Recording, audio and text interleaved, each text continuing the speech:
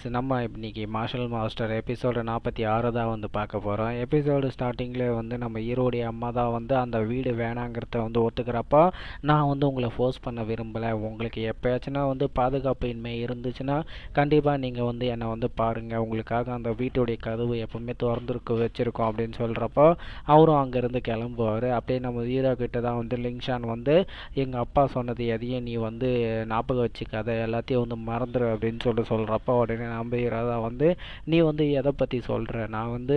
உங்கள் அப்பா வந்து வீடு தரத்தாரு அந்த பற்றி கேட்குறியா அப்படின்னு சொல்கிறப்ப நம்ம ஹீரோ தான் வந்து மாற்றி பேசுகிறத வந்து அவன் கண்டுபிடிச்சிட்டு நம்ம ஹீரோவை பார்த்து முறைச்சிக்கிட்டே வந்து அப்படியே அங்கேருந்து கிளம்பும் போது வந்து பார்த்திங்கன்னா நம்மளுடைய அந்த ஜாவோஃபிங்குடைய வீடு தான் காட்டுவாங்க. அந்த ஜாவோஃபிங் வீட்டில் வந்து அந்த லின்ஃபேன் வந்து அடிபட்டிருப்பாள், உடம்புக்கு வந்து மாஸ்டர் வந்து காயப்பட்டுட்டு ஜாவோஃபிங் என்னை வந்து மன்னிச்சிருங்க, லிங்ஃபிங் உடம்புல வந்து பார்த்திங்கன்னா இருக்கிற காயெல்லாம் வந்து குணமாயிடும், ஆனால் அவனுடைய கூபோல் வந்து பார்த்திங்கன்னா ரொம்ப டிஸ்ட்ராய் ஆகிடுச்சு, அதை வந்து என்னால் வந்து ரீஸ்டோர் வந்து பண்ண முடியல. கேட்ட குயின் ஃபேன் என்ன பண்ணுவான்னா, அம்மா நான் வந்து இந்த கீழ்த்தனமான மாதிரி இருக்க எனக்கு வந்து விருப்பம் இல்லை, என்னை எப்படியாச்சுன்னா குணப்படுத்துங்க அப்படின்னு சொல்லிட்டு கேட்குறப்போ வேறு வழி எதுனா இருக்கா அப்படின்னு சொல்லிட்டு அவர் கேட்குறப்போ, ஆமாம் 6 லெவல் மெடிசனை வந்து இதுக்கு ஆயிடுச்சுன்னா அந்த மெடிசனை வச்சு இவனை வந்து குணப்படுத்தலாம், ஆனால் அதுக்கான திறமை என்கிட்ட இல்லை அப்படின்னு சொல்கிறப்போ உடனே ஜாவோஃபிங் தான் வந்து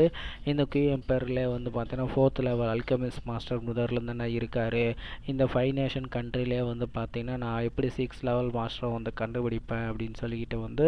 அவங்க ஏதோ வந்து யோசிச்சுக்கிட்டு பக்கத்தில் இருக்க லேடியை வந்து கூப்பிட்டு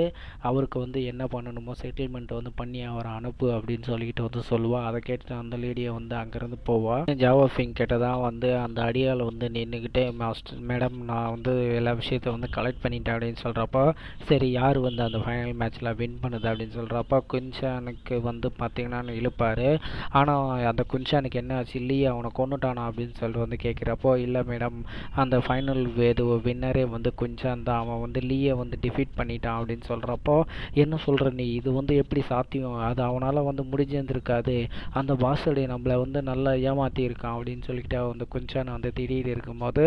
மேடம் வேறு வழி இல்லை, அவன் தான் வின் பண்ணியிருக்கான், நான் நிறைய பேர்கிட்ட விசாரித்து தான் இந்த இன்ஃபர்மேஷனை கலெக்ட் பண்ணிட்டு வந்தேன், அவன் தான் வின் பண்ணியிருக்கான், அவன் இன்னும் 1 வீக்கில் வந்து ராயல் குடும்பத்துக்கு வந்து போக போகிறானா அப்படின்னு சொல்கிறப்போ உடனே வந்து அவன் வந்து ராயல் குடும்பத்துக்கு போகக்கூடாது, நீ என்ன பண்ணணுங்கிறது உனக்கு தெரியல அப்படின்னு சொல்லிட்டு கேட்குறப்போ,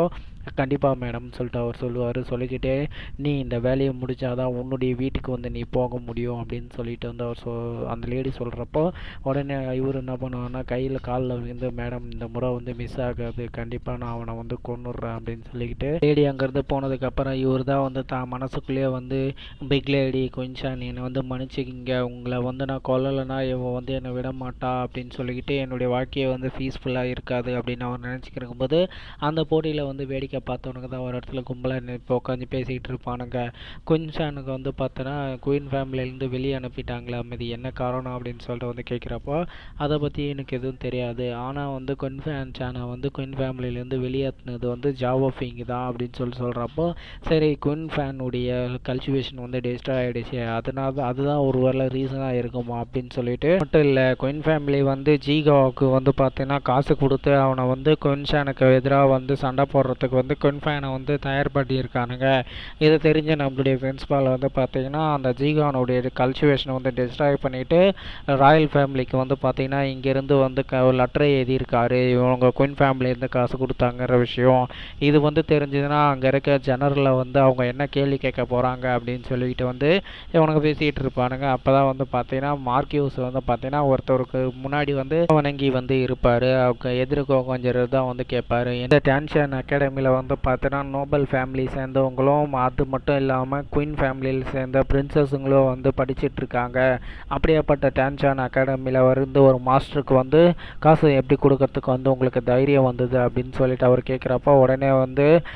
இவர் தான் சொல்லுவார், இது வந்து எனக்கு தெரியாது, நான் வந்ததுக்கப்புறம் வந்து இது நடந்திருக்கு, எனக்கு வந்து கொஞ்சம் சந்தர்ப்பம் கொடுங்க, இது என்ன இதுங்கிறத நான் விசாரிக்கிறேன் அப்படின்னு சொல்லிட்டு அவர் சொல்கிறப்போ உடனே வந்து எதிர்க்கிறவர் வந்து அவர் வந்து ஒரு கிங்கு, அவர் தான் சொல்லுவார், இதுக்கு வந்து பார்த்தோன்னா 3 நாள் வந்து அவகாசம் கொடுக்குறேன், அதுக்குள்ளே இது என்ன தவறுங்கிறத வந்து விசாரித்து எனக்கு வந்து ரிப்போர்ட் ஒன்று மார்க்கியஸ் பண்ணதன் காரணமாக உனக்கு வந்து பார்த்தீங்கன்னா 1 வருஷத்துக்கு வந்து இந்த ராயல் குடும்பத்துலேருந்து கிடைக்கிற எல்லா பணத்தையும் வந்து நான் ஸ்டாப் பண்ணி வைக்கிறேன் அப்படின்னு சொல்லிட்டு வந்து சொல்லுவார்.